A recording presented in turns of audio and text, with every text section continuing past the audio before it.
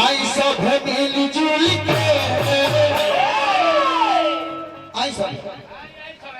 आई सब मिल जुल के आ जाए सब हाँ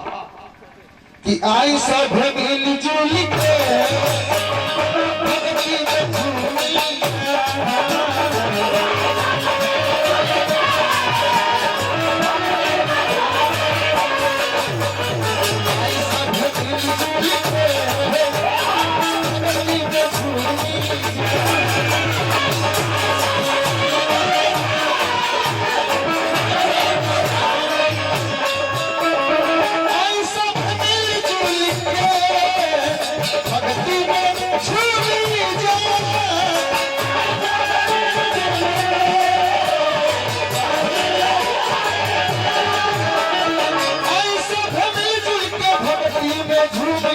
City side,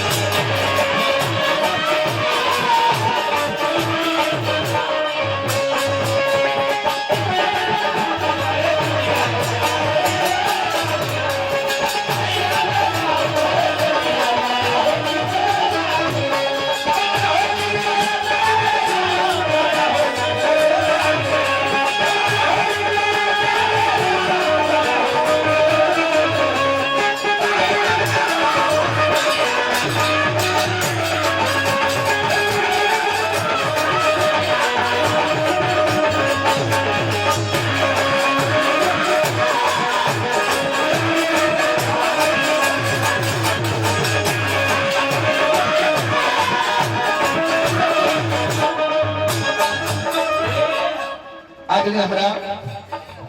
सुभाष शर्मा मुखिया जी देखे में इतना कम उम्र के मुखिया हम तो यह कहते रहे राज्य में कहीं दुखिया जी ना रहे जे रहे सब सुखिया जी बन के रहे चिंता मत चाचा हमारा बुझाला के मुखिया के चुनाव बड़ा कठिन चुनाव बबुआ पैसा रहे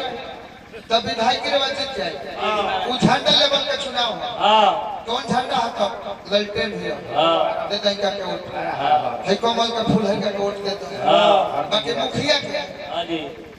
दिया दिया के 3 वोट देवा के तुम दिया दे पटीदार को वोट मिलेला मन बनले बड़ा कि मेहरान से चल के राय रह के बड़ा ए घरी सुभाष भाई के दे दिया जी वोट चले मेहरान से पहले वोट देवे के सुभाष भैया के ना उनका वोट नहीं देवे आए हो काल हमका घर गरनी द्वार पर बबुआ के तिल कहरु आइलो आ कोनी के तनी चीनी घटल बा यार सुभाष को तनी दो तो माना पधनिया चीनी के टीका सोचाई अब नहीं एगो ऑटो जो चीनी में चीनी